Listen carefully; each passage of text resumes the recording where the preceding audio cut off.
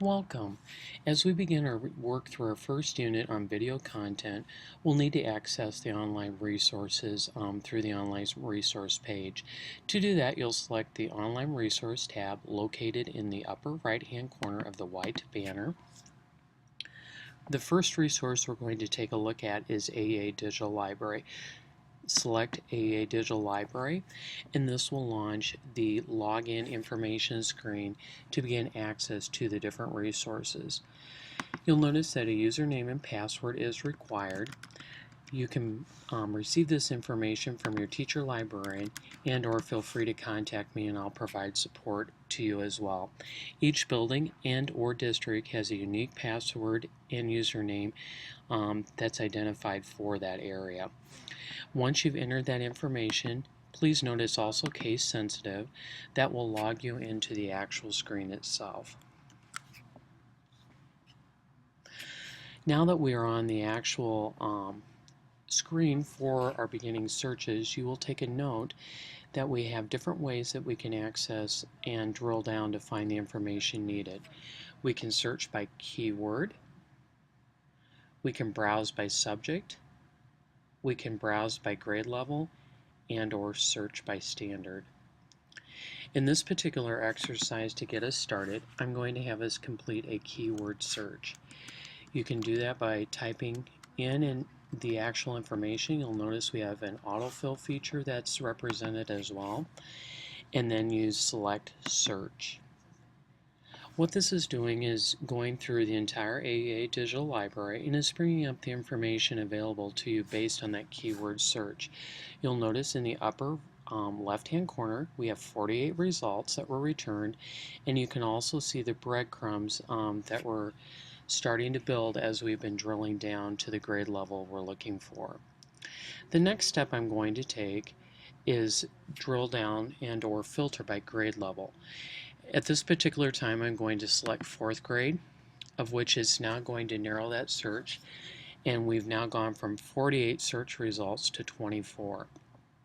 Now I can actually begin to review the content available and then access the information as needed. I'm going to begin by selecting Life Cycle, Amphibians Life Cycle. This will bring up the actual full video. You'll notice in the screen area we have what's noted as closed captioning. This is always available and will be turned off unless you make it live and active. You have a download button that's available, and then you also have your play area, and then the ability to increase the audio if you choose to do so, and move to full screen. We have set the actual video content to the standard of medium.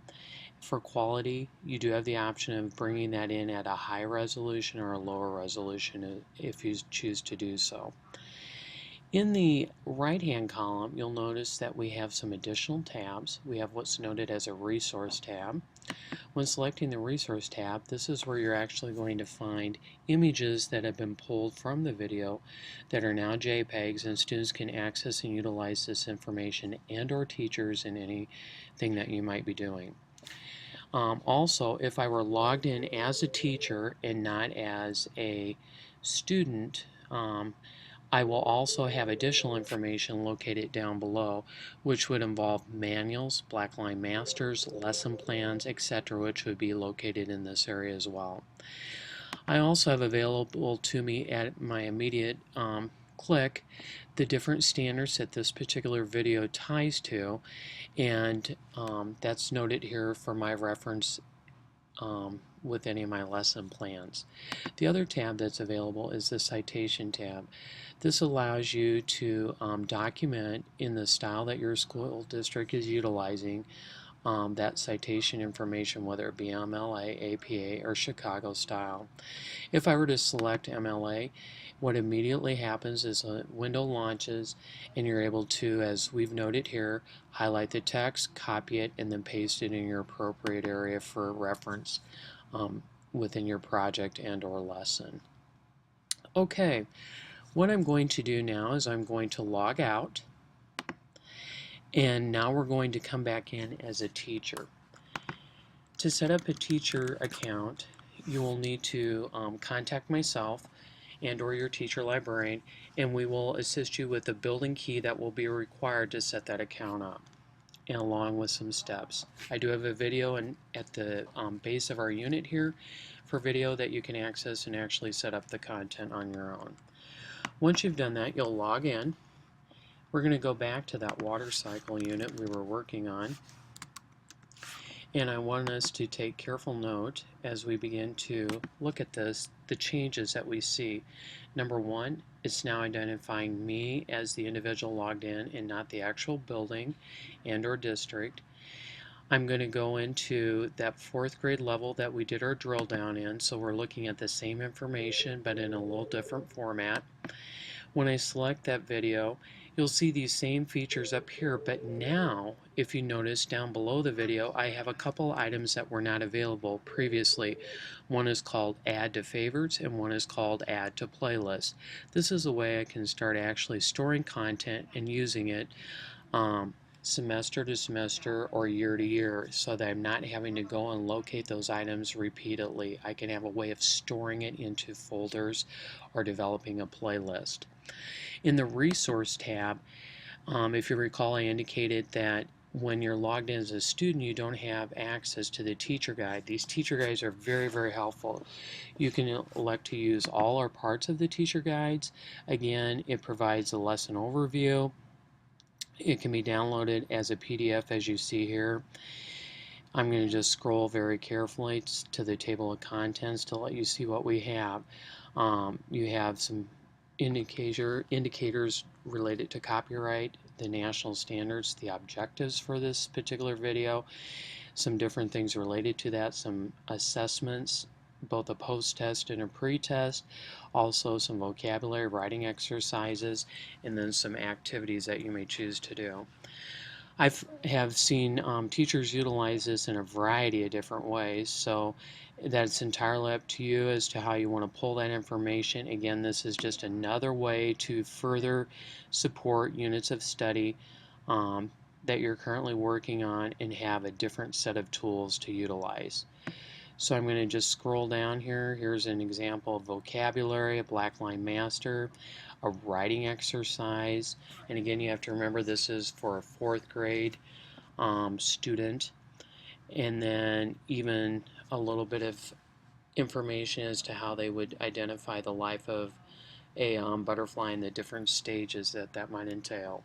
So again, that's under the teacher guide area. All those are located and available to you only when you're logged in. So you might ask, how do I go about saving this content? You can elect to save the full video as you currently have pulled up, or you can select sections of the video.